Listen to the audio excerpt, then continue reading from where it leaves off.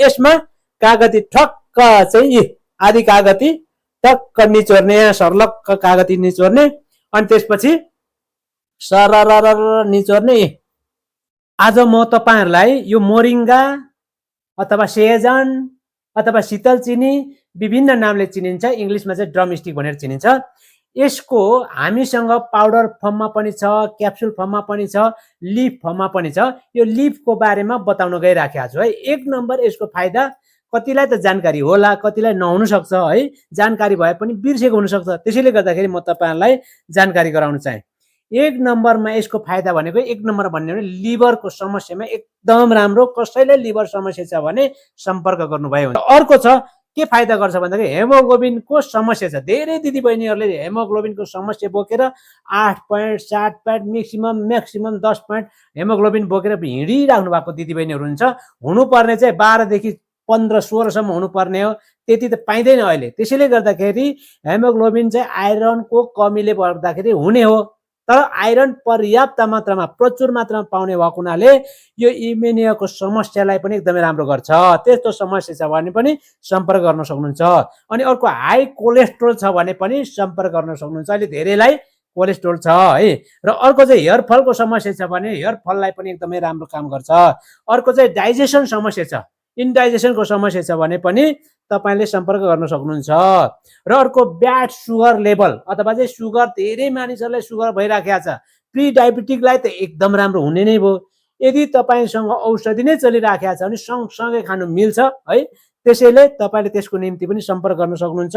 र अर्को जोइन्ट पेनमा समस्या छ भने पनि अर्थराइटिस, अस्टियोआर्थराइटिस, युरिक एसिड जे भए पनि हड्डी खिने समस्या जेसुकै होस् है, जेसुकै समस्या होस्, त्यस्तो समस्यामा हड्डीको समस्या पनि एकदमै राम्रो काम गर्छ। त्यस्तो समस्या छ भने पनि तपाईले सम्पर्क गर्न सक्नुहुन्छ। मैले भनिहाले सम्पर्क नम्बर अन्तिममा दिन्छु, म त्यहाँ पनि राखेको हुन्छ है। त्यसैले गर्दाखेरि यिनै समस्याको लागि चाहिँ तपाईले खान सक्नुहुन्छ। मैले चाहिँ यो जुस बनाउन गइराखेको छु। हुन त यो पाउडर फर्ममा छ, पाउडर फर्ममा पनि जुस बनाएर खान सकिन्छ है। क्याप्सुल छ भने क्याप्सुलै खान सकिन्छ। अब काठमाडौँमा कस्तो खालको चाहिँ हामीले अब पात लिएर आएको छौँ लिफमा अघि, यसलाई चाहिँ के गर्ने भन्दा बनाउने विधि म तपाईलाई देखाउँछु। ठक्क म चाहिँ के गर्छु भन्दाखेरि यो त काठमाडौँ होइन, काठमाडौँमा त सुकेको ल्याउने हो। सुकेको चाहिँ के गरिन्छ, ठ्याक्कै यसमा हाल्ने, टीपटमा हाल्ने, टक्क टीपटमा हालेर चाहिँ हतार हुँदाखेरि चाहिँ तातो पानीमा हाल्ने, यति हाल्ने। आफ्नो परिवार कति छ यो आफैलाई हो है। फेरि तपाईँ ठान्नु होला बेच्ने मात्रै छ यिनीहरू जस्तो लाग्छ होला है। बेच्ने मात्र होइन, आफै खान्छु हामी, हाम्रो परिवारले खान्छु, म त नियमित सेवन गर्ने मान्छे हो है। त्यसैले गर्दाखेरि यसरी बनाउने गरेको छ। यो हतार हुँदाखेरि के गर्ने, तातो पानी सट्ट हाल्ने। अब के गर्छु म, हतार छ नि त, हतार छ भनेपछि 10 मिनटमा तयार गर्नलाई चाहिँ तातो पानी हाल्ने हो।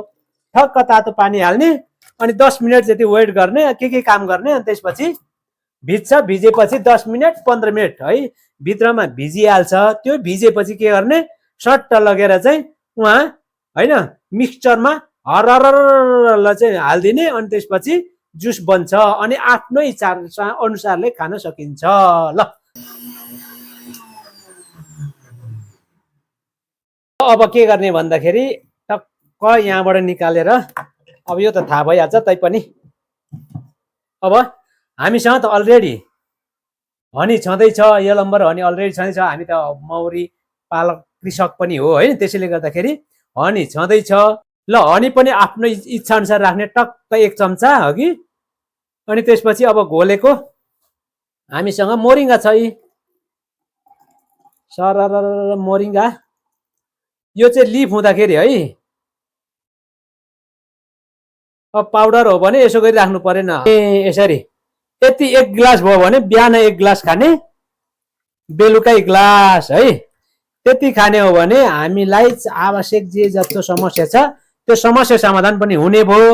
र अर्को कुरा चाहिँ हेल्दी मान्छेले पनि सधैँ हेल्दी, अप्टिमम हेल्दी रहनुको लागि चाहिँ खाने हो। यो चाहिँ औषधिको रूपमा खाने होइन है, यो चाहिँ अमृतको रूपमा खाने अझ वास्तव भन्ने, किनभने यसले साइड इफेक्ट गर्दैन। अब यसमा कागती ठक्क चाहिँ आधी कागती टक्क निचोर्ने, सर्लक्क कागती निचोर्ने, अनि त्यसपछि सरर निचोर्ने, कागती निचोर्ने, अनि हनी भयो, कागती भयो। यति भइसकेपछि मजाले टक्क घोलेर यी मिठो पनि हुन्छ अघि जस्तो पनि खान सकिन्छ जसलाई पनि मनपर्छ त्यस्तो भएपछि यस्तो गरेर खाने गरेको छ मैले चाहिँ यो चाहिँ बेच्ने मात्रै होइन आफै खाने हो किन भन्दाखेरि आफूले खाएर अनुभव गरेर अनि त्यसपछि राम्रो भएपछि बल्ल अरूलाई पनि ल खानुहोस् A1 छ भनेर चाहिँ भनिएको हो त्यसैले गर्दाखेरि